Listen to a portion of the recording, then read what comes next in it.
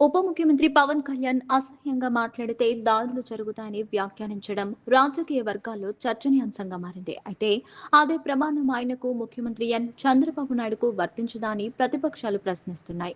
రాజకీయాల్లో పరస్పర విమర్శలు సహజమే, కానీ అవి హద్దులు దాటితే ప్రజాస్వామ్య విలువలు దెబ్బతింటాయని అభిప్రాయాలు వ్యక్తమవుతున్నాయి. కూటమి నాయకులకు అసభ్య వ్యాఖ్యలకు ప్రత్యేక అనుమతి ఉందా అనే సందేహాలు వ్యక్తమవుతున్నాయి.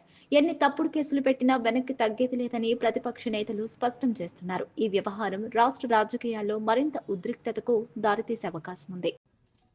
పవన్ కళ్యాణ్ గారు ఏమంటాడు?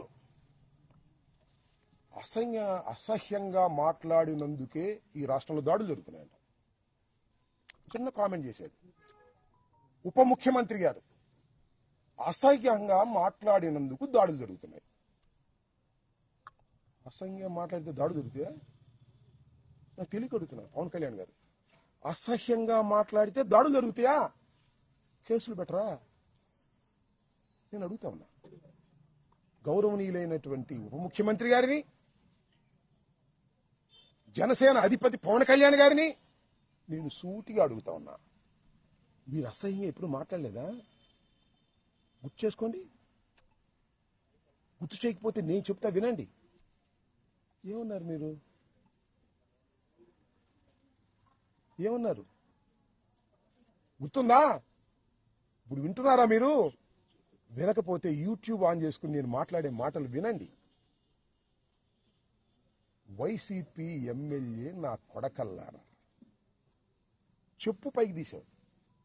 ఎక్కడా స్పర్ ఆఫ్ ది మూమెంట్ కాదు, గొడవలా కాదు, ఒక వేదిక మీద, నీ జనసేన నాయకులందరూ కూర్చున్నటువంటి వేదిక మీద, మీడియా అంతా ఉన్నటువంటి వేదిక మీద ఒక మైక్ పెట్టుకుని మాట్లాడావు.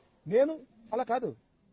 స్పెర్ ఆఫ్ ది మూమెంట్, మైక్ లేదు, కారులో ఉన్నాను, క్షమాపణ చెప్పాను. నువ్వు వైసీపీ ఎమ్మెల్యే నా కొడకల్లారా అన్నావే, ఏదో అప్పుడు ఎమ్మెల్యేనేగా.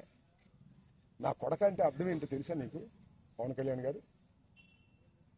నేను అడుగుతా ఉన్నా, ఇప్పుడైనా పశ్చాత్తాపడ్డా నీ జన్మలో?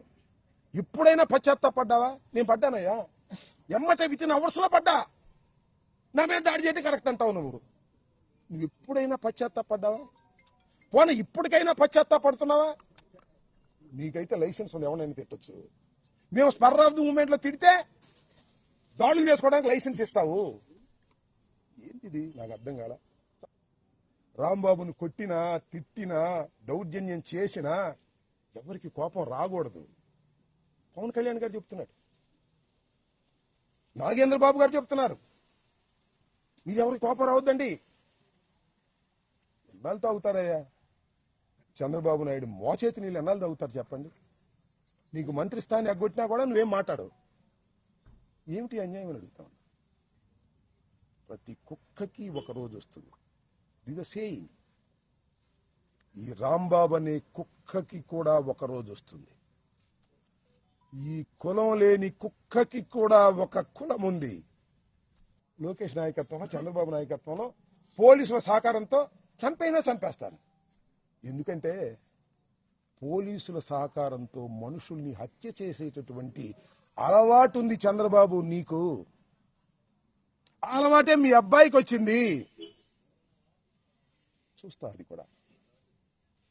ఈ వైఎస్ఆర్ కాంగ్రెస్ పార్టీలో జగన్మోహన్ రెడ్డి గారి వెంట ఉండి నేను మాటకి చీటికి మాటకి పార్టీలు మార్చిన వాడిని కాదు. ఆ రోజున కాంగ్రెస్ లో డాక్టర్ వైఎస్ రాజశేఖర రెడ్డి వెంట ఉన్నాను. రాజశేఖర రెడ్డి గారు మరణించిన తర్వాత జగన్మోహన్ రెడ్డి వెంట నడుస్తున్నాను. చీటికి మాటికి పార్టీలు మార్చి అధికారం ఎక్కడుంటే అక్కడ తాపత్రయపడేటటువంటి వ్యక్తిని కాదు. కష్టాన్ని, నష్టాన్ని భరించగలిగినటువంటి వ్యక్తిని. ఎప్పుడు హంసతూలిక తల్పాల మీద ఉండాలనుకోవడంలా మట్టి గెడ్డల్లో కూడా ఉండాలనుకుంటున్నా. జైల్లో నేల మీద ఉండాలనుకుంటున్నా. నన్ను ఏం చేస్తారు మీరు? కేసు మీద కేసు పెట్టారు, ఉండాలి ట్విస్ట్. బెయిల్ రాగానే ఇంకో కేసు పెట్టారు, దానిలో బెయిల్ రాగా ఇంకో కేసు పెట్టారు. ఎన్ని పెట్టుకుంటారే? సంవత్సరం అడ్డు పెట్టుకుంటారా? రాజమండ్రిలో చెప్పొచ్చా, ఇల్లు వస్తానన్నా. అటు అనకూడదు సార్, జైలు దగ్గర ఇల్లు వస్తాను అనకూడదు అన్నారు. ఈ 5 సంవత్సరాల్లో మళ్ళా పంపిస్తారా లోకేష్?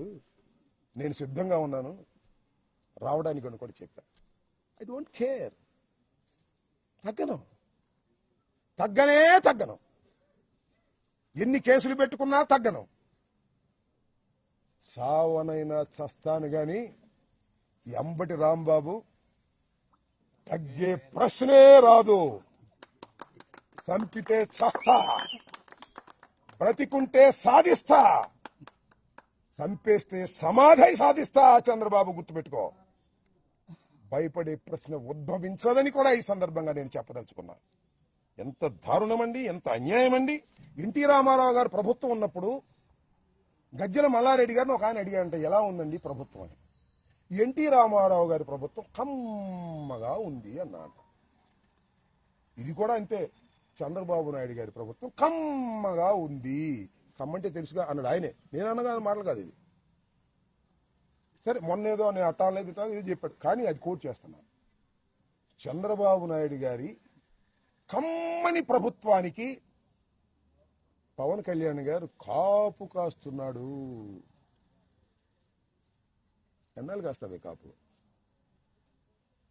మా ఇంటి మీద దాడి జరిగినా కాపు కాస్తావా? కందుకూరులో నీ కులం వాడిని చంపేసినా కాపు కాస్తావా? మమ్మల్ని చంపేసినా కాపు కాస్తావా? కాయ్. నీ బలం నీ కులం, గుర్తుపెట్టుకో. నీ బలం నీ కులం. చంద్రబాబు బలం నువ్వు. అర్థమైందా? చంద్రబాబు బలం నువ్వు, నీ బలం కులం. రాజకీయం చేస్తున్నావు, పిచ్చి రాజకీయం చేసుకో, అభ్యంతరం లేదు. కానీ మమ్మల్ని చంపేసినా కూడా నువ్వు కాపు కాస్తానంటే ప్రజలు ఒప్పుకోరనేది కూడా ఈ సందర్భంగా గుర్తు చేస్తున్నా. టైం విల్ కమ్, పరిస్థితులు వస్తాయి. ఎంత బ్రహ్మాండంగా తిట్టావు తల్లి, అందరూ చూశారు సోషల్ మీడియాలో. అంటుంది ఇంకో మహాతల్లి, మైకి దగ్గర మాత్రమే హోంమంత్రి అమ్మటి రాంబాబు గారిని ఎవరు అన్నారో చూపించండి, వాళ్ళ మీద యాక్షన్ తీసుకుంటామని. ఏం చూపించాలి ఇంకా నా బొంద? వందనాదేవి ఆ తల్లికి వందనం చేసిందిగా, పచ్చి బూతులు. ఒక మహిళ తిట్టకూడదని బూతులు తిడితే దాని మీద యాక్షన్ తీసుకోరా? నా ఇల్లు తగలేస్తే దాని మీద యాక్షన్ తీసుకోరా? నా కారులు తగలేస్తే దాని మీద యాక్షన్ తీసుకోరా? నా భార్య బిడ్డను తరిమి కొడితే దాని మీద యాక్షన్ తీసుకోరా? కేసు కట్టరా? వాళ్ళని వదిలేస్తారు.